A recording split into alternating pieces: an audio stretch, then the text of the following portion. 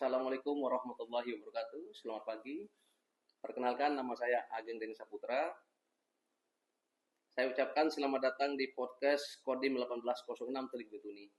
Hari ini kita akan membahas hal yang sangat ditunggu-tunggu oleh para pemuda dan pemudi Kabupaten Teluk Bintuni, yaitu penerimaan prajurit TNI AD tahun 2025. Dan sudah hadir bersama kita narasumber istimewa Bapak Dandim 1806 Teluk Bintuni. Terima kasih Bapak sudah hadir. Suatu kehormatan bisa berbincang di sini. Mohon izin Bapak, mungkin sebelum masuk ke pertanyaan inti komandan, berkenan untuk perkenalan diri terlebih dahulu. Izin komandan boleh diceritakan sedikit kepada pendengar tentang peran dan tugas Dandim 1809 Teluk Bintuni, terutama dalam membina generasi muda. Mohon izin Bapak. Terima kasih Mas Ageng. Sebelum kita lanjut ke podcast, alangkah baiknya kalau saya perkenalan dulu. Jadi saya nama Teguh Eko Effendi, pangkat Letnan Kolonel Infanteri. Saya sudah berkeluarga, anak 2. Saya berasal dari Surabaya, agama Islam. Kemudian saya lulusan Akademi Militer tahun 2003. Jabatan sekarang adalah Komandan Kodim 1806 Teluk Bintuni. Tadi ada pertanyaan yang kedua tentang peran Kodim. Jadi Kodim itu merupakan satuan teritorial, satuan kewilayahan yang selalu berhubungan dengan masyarakat, dengan pemerintah daerah maupun stakeholder yang lain. Kaitannya dengan pembinaan terhadap adik-adik calon prajurit ini. Jadi Kodim mempunyai peran yang sangat besar. Jadi kita Kodim ini punya prajurit handal, yaitu para babinsa itu yang ada di desa-desa, yang ada di kampung-kampung itu. Dia bertugas untuk membina mereka, merekrut mereka, mencari bibit-bibit yang bagus, mulai dari, kalau dari SMA berarti sudah mulai dari kelas 1 SMA, kelas 2 SMA itu sudah dilirik, sudah dibina dan diarahkan. Itu nanti yang akan direkrut, diarahkan untuk menjadi calon prajurit, mulai dari nanti dia membina dari hal fisiknya, memantau masalah kesehatannya, masalah akademiknya. Begitu Mas Ageng kira-kira perannya dari Kodim. Terima kasih atas penjelasan Bapak Komandan. Sekarang kita masuk ke inti pembahasan Bapak. Banyak masyarakat yang ingin tahu kapan jadwal penerimaan prajurit TNI AD tahun ini, khususnya pada seksi di tahun ini, dari pendaftaran Caba PK TNI AD gelombang 2 dan Cata PK gelombang 3.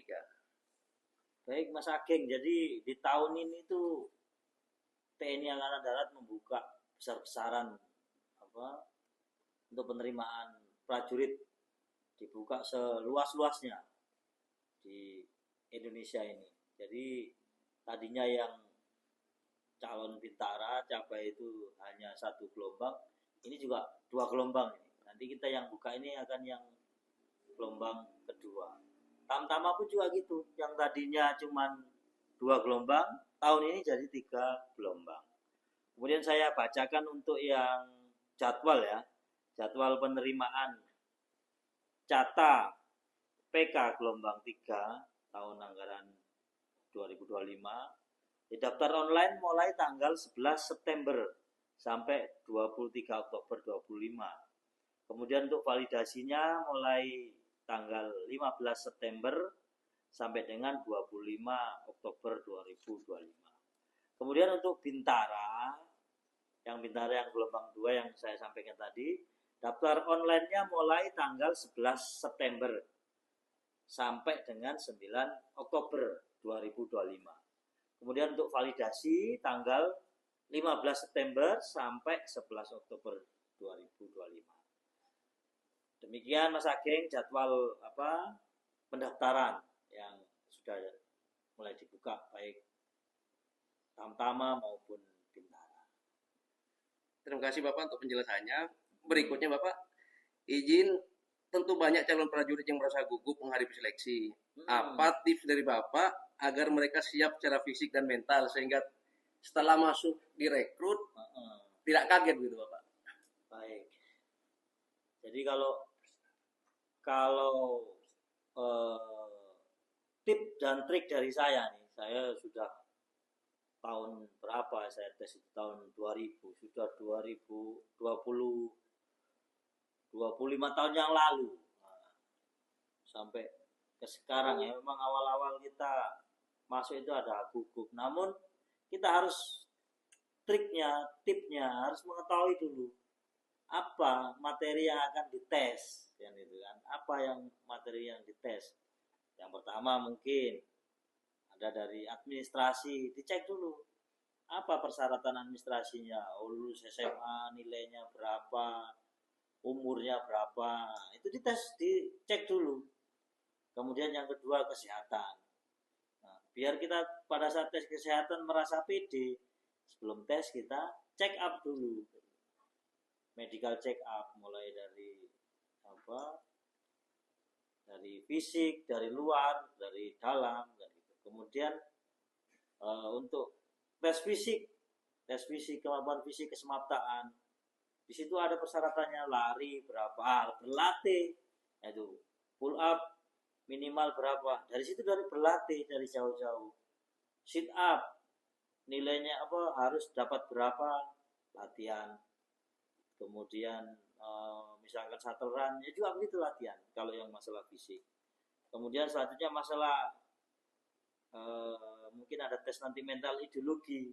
Mental ideologi bisa dipelajari. Intinya kalau mental ideologi itu adalah kita harus setia kepada negara, kesatuan Republik Indonesia, selalu mementingkan kepentingan umum di atas kepentingan pribadi. Intinya yang begitu-begitu, yang pro kepada negara kesatuan Republik Indonesia. Mungkin itulah sebelumnya kita harus tahu materinya baru dilatihkan. Itu kalau menurut saya. Terima kasih Bapak. Berikutnya Bapak, apakah benar ada perubahan usia pada penerimaan cabang PK gelombang 2 dan catat PK gelombang 3 yang awalnya batas usia maksimal 22 tahun, sekarang katanya menjadi 24 tahun. Mohon penjelasannya Pak. Ya betul, ini Mas Ageng sangat betul sekali. Jadi dengan adanya kemarin revisi undang-undang tentang TNI, jadi yang Bintara Tamtama yang tadinya pensiun itu umur 53 tahun jadi 55 tahun. Karena 55 tahun itu kalau sesuai dengan yang dilihat selama itu masih sehat, masih bisa optimal gitu. Jadi di tahun ini bagi adik-adik yang sangat berminat, sangat berkeinginan untuk mengabdikan diri di jalur tentara, jadi umurnya batas minimal masih sama seperti yang kemarin-kemarin, yaitu 17 tahun 10 bulan. Kemudian batas maksimalnya yang tadinya 22 tahun jadi 24 tahun.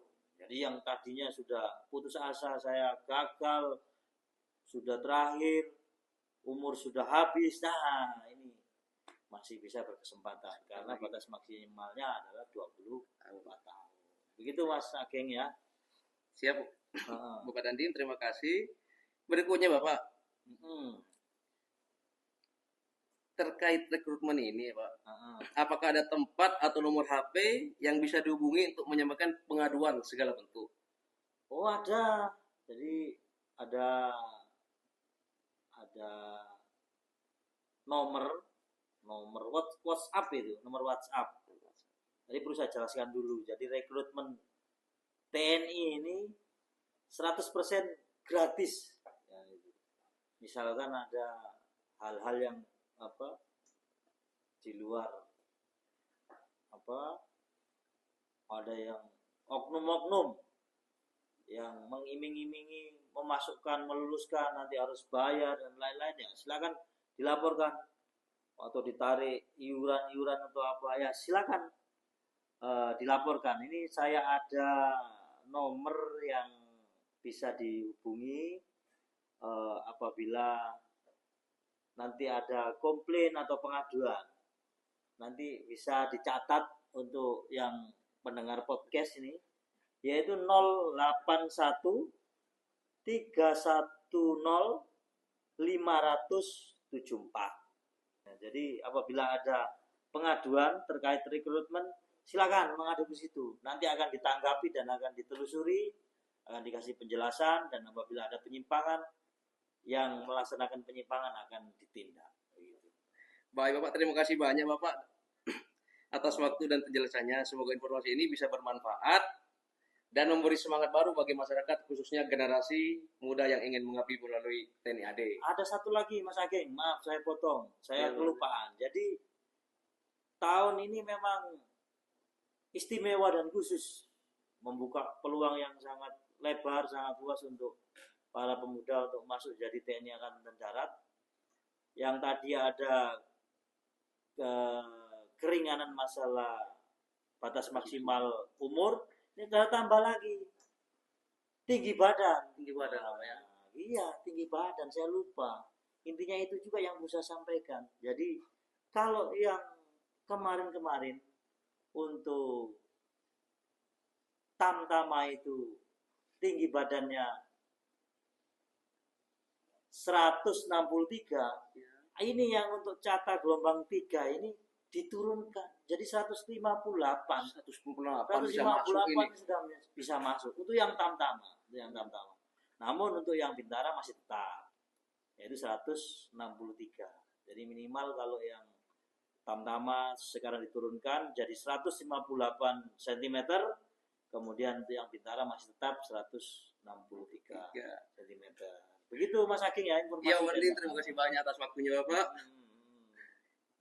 Bagi pendengar podcast, sudah banyak penjelasan dari Bapak Dandim terkait usia, keringanan. Jadi harapan podcast hari ini bagi pemuda dan pemudi